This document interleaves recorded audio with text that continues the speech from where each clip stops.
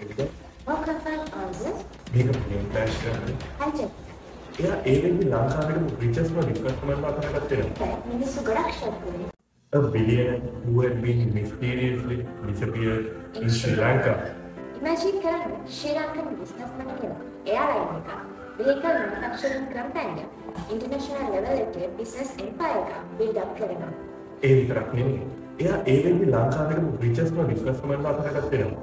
හැබැයි එක දවසක එයා අතුරුදහන් වෙනවා. This is the unbelievable story of Upal Vijayawardena. Upali ප්‍රථමේ wealthy family background එක. හැබැයි යාගේ mindset එක ටිකක් වෙනස්. තමාගේම ෆැමිලි බිස්නස් එක කන්ටිනියු කරනවට වඩා එයාට හැම වෙලාවෙම ඕන වෙලා තියෙන තමාගේම බිස්නස් එම්පයර් එකක් බිල්ඩ් කරන එක. ඒකනේ ගොඩක් යංගස් ඔන්ටර්ප්‍රනර්ස්ලා ලංකාව තුරම ව්‍යාපාර කරන හිතන්නේ මෙයා හැම වෙලාවෙම ඉන්ටර්නැෂනල් ලෙවල් එකේ ව්‍යාපාර කරන හිතුවේ. 1970s වල එයා යාගේ company එක start කරනවා. උපාලි බිල්ඩ් කරපු මේන්ම කම්පැනි එක තමයි උපාලි ගෲප්. එහෙමත් නැත්නම් උපාලි සමූහ ව්‍යාපාරය. ඒ group එක ඇතුලේ ගොඩක් industries තිබුණා. මේ ඉන්ඩස්ට්‍රීස් වල ගොඩක්ම ජනප්‍රිය වුණේ printing and newspaper industry එකයි. එයා උපාලි newspapers පටන් ගත්තා. මිනිස්සුන්ට අරන් හැපෙන්නේ newspapers introduce කරපු businessman කෙනෙක් විදිහට එයා famous වුණා. Media and newspaper industry එකෙන් නොනවතින උපාලි ඊළඟට එන්ටර් වුණේ food manufacturing industry එකටයි. ඒතරේ ඔයාලා කවුරුත් දන්න ඩෙල්ටා ටොපික් ඉතාලක් ප්‍රසිද්ධ වෙනවා.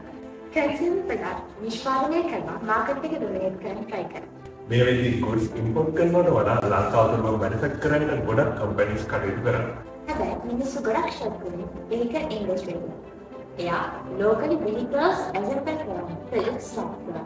උපාලි Fiat කියන vehicle assembly company හින්දා ශ්‍රී ලංකාවේ automobile industry එකට ගොඩක් ලොකු impact එකක් වුණා. උපාලිගේ dream එක උනේ aviation industry එක. මේ හින්දා උපාලි airlines වලින් airline එකක් launch කරනවා. තමන්ටම කියන airline එකක් own කරගන්නවා කියන එක ඒ තාරේ biggest achievement එක.